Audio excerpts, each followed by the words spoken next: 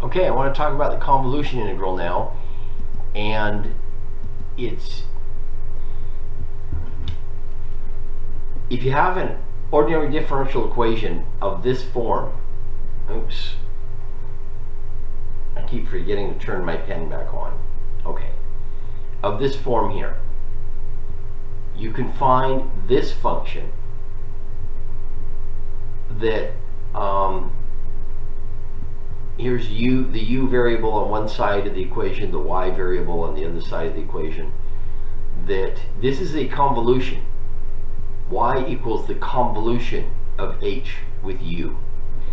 And here's the convolution integral defined. Now,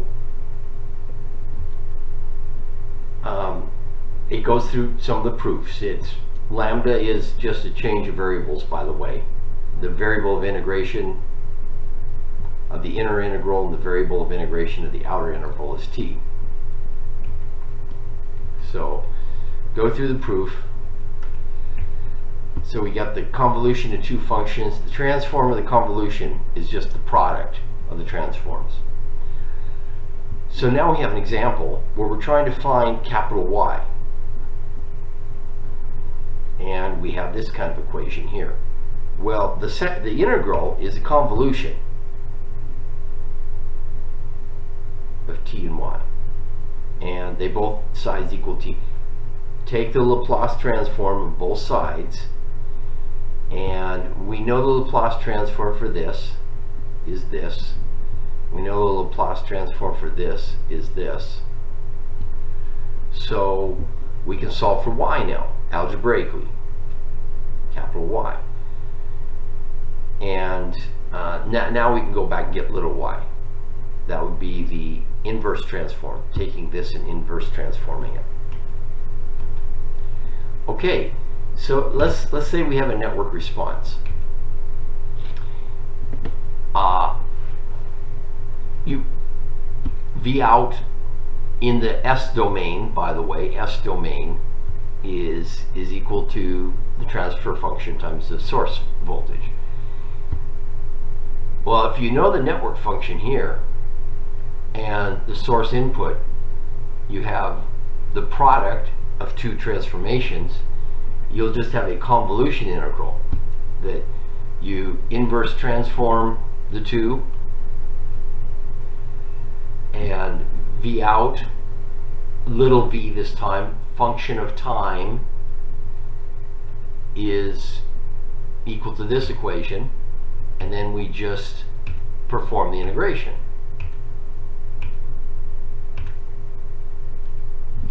And voila. Not real efficient.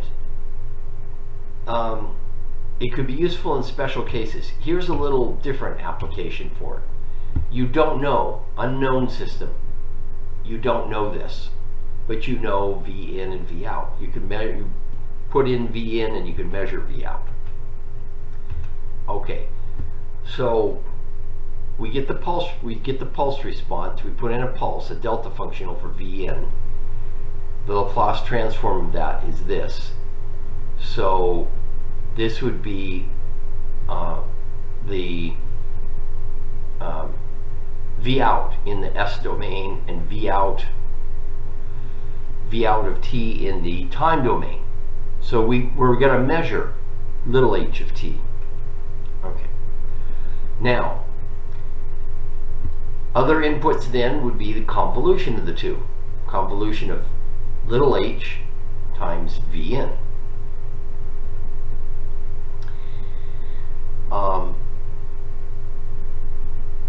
It just makes a note that in practice, you just give it a very short pulse width. You don't,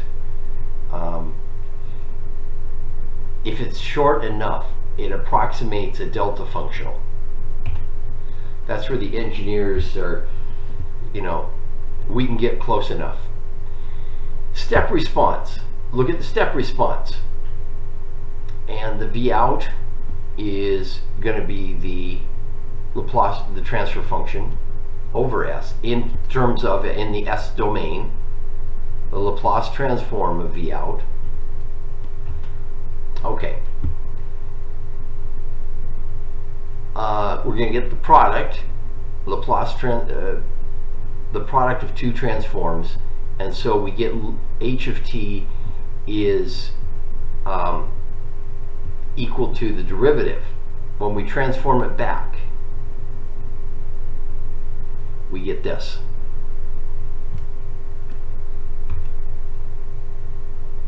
So now the impulse response is the derivative of the step response.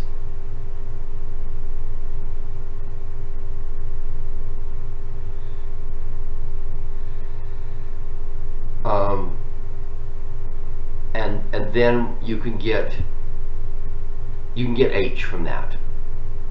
Take the impulse response, integrate it numerically. That's what this is talking about. You can use MATLAB, for example, to integrate it numerically.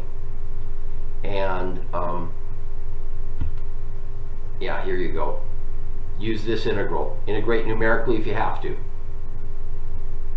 Okay. So here's a case study actually showing it. And you're going through the procedure that we just did a second ago.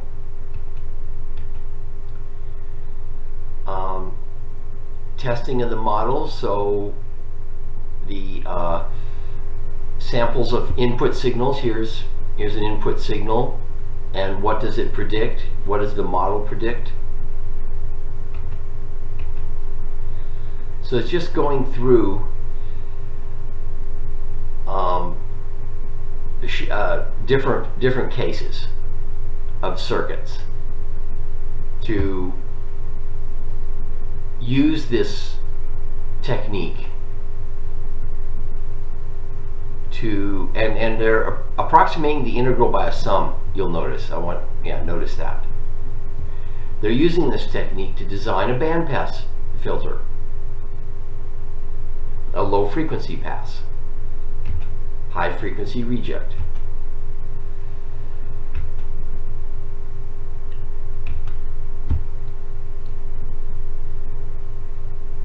So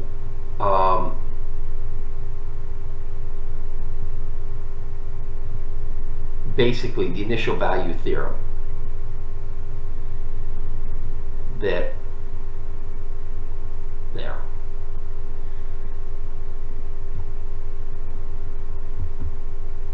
In the limit, in the two limits, you have this relationship here.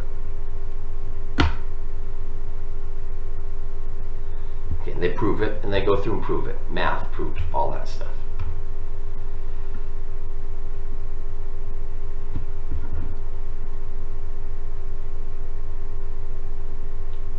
Useful information that this will exist if poles have certain properties.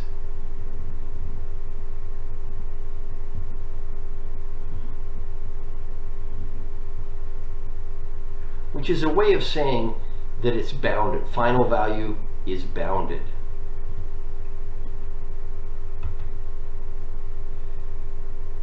Okay.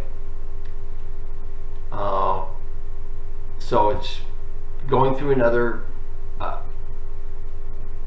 example, which you've done similar examples before, so we're not going to do this one.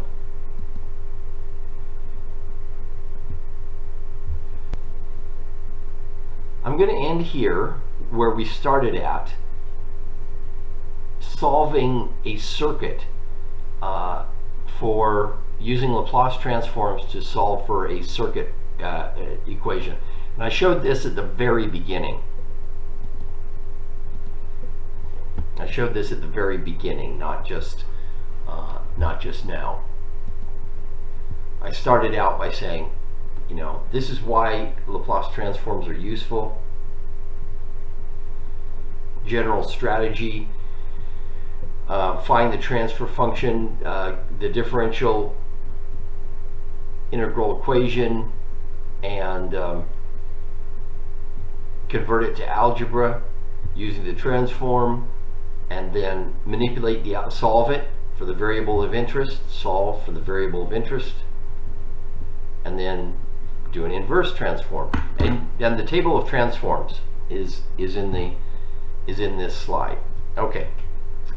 So here's an example. And I do want to go through this example, but on the next video.